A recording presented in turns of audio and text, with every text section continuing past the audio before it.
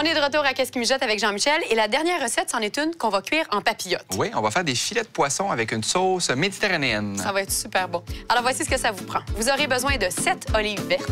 Vous aurez besoin aussi de 2 échalotes, un quart de tasse de poivron rouge grillé, du persil italien, 2 cuillères à soupe de vinaigrette toscane à l'huile d'olive extra vierge, une cuillère à soupe de jus de lime, 4 petits filets de tilapia, 2 tasses et 2 tiers de riz brun à grains longs, cuits et chauds, et finalement, une cuillère à soupe de fromage râpé 100% parmesan léger. Donc aujourd'hui, on va utiliser du tilapia, mais on aurait pu utiliser n'importe quel autre poisson à chair blanche, comme le flétan, l'aigle fin, même le pangasius, ça aurait pu être intéressant. Super. Donc on va commencer avec la farce, en fait, la sauce qui va aller à notre papillote. Laurence, tu peux commencer avec les olives vertes, tu peux les hacher. OK. Je vais prendre un couteau de chef aussi Voilà. pour moi.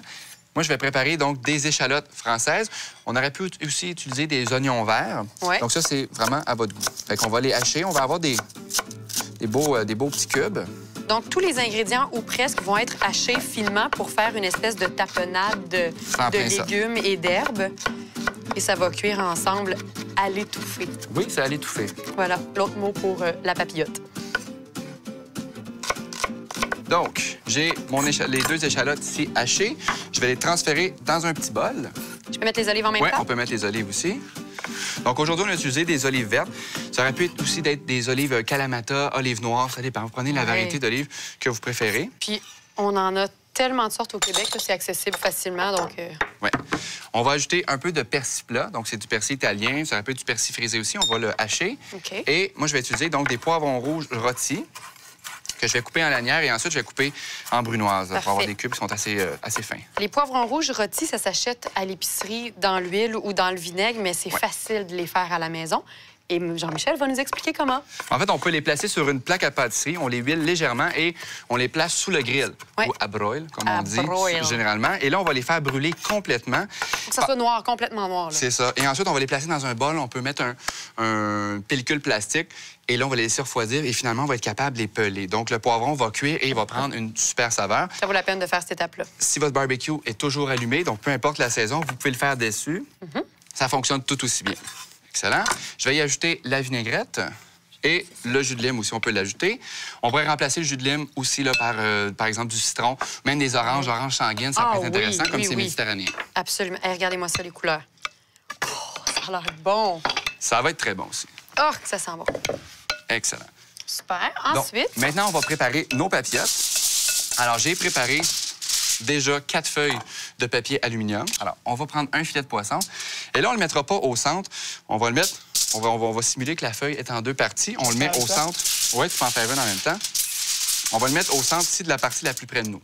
Okay? Ouais. Le mélange, ensuite, on va le diviser en 4 portions. Et voilà. Simple et délicieux, comme on dit. Et là, ce qu'on va faire, on va replier la partie du haut sur la partie du bas. Donc, le filet se retrouve au centre. Il se retrouve au centre. Ensuite, on va partir d'une extrémité en pliant. On va se rendre jusqu'à l'autre côté. Et ensuite, on va revenir. L'idée, là, c'est que ça soit vraiment, vraiment bien scellé. Alors, regarde ça ici. On fait un rebord d'environ 1 pouce à chaque fois. OK. Le coin. Toute la longueur. Comme ça. Le coin. Et là, on repart pour doubler, finalement, notre joint. OK, voilà.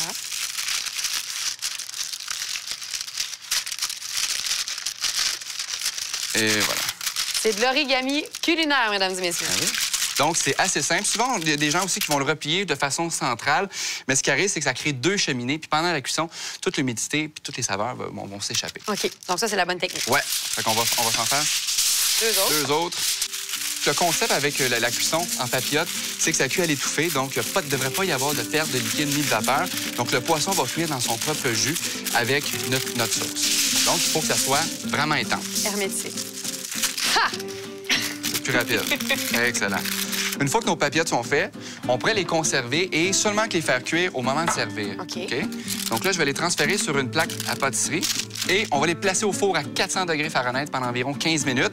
On sait que le poisson est cuit quand il se détache facilement à la fourchette. Puis une autre façon de savoir si vos papillotes ont bien été faites, c'est qu'ils vont gonfler. Vous allez les sortir, ils vont être gonflés comme des ballons. Donc, c'est parce que on va vous le montrer. Oui. Donc, on voit... Ceux-là sont vraiment bien gonflés. Ça sent vraiment C'est bon. celles que j'ai faites. Ça, c'est les tiennes ici. Et là, donc, on va, juste avec des ciseaux, on va faire une petite incision comme ça dedans. Okay. Avant de servir, on va attendre peut-être 5 minutes pour éviter de se brûler. Et là, regarde, on va terminer avec un peu de fromage parmesan. Puis on peut Aussi même simple que ça. servir la papillote ouverte dans une assiette. Directement. C'est très, Ouais. très beau. Ça sent vraiment super bon. On goûte à ça après la pause? Oui. Restez là.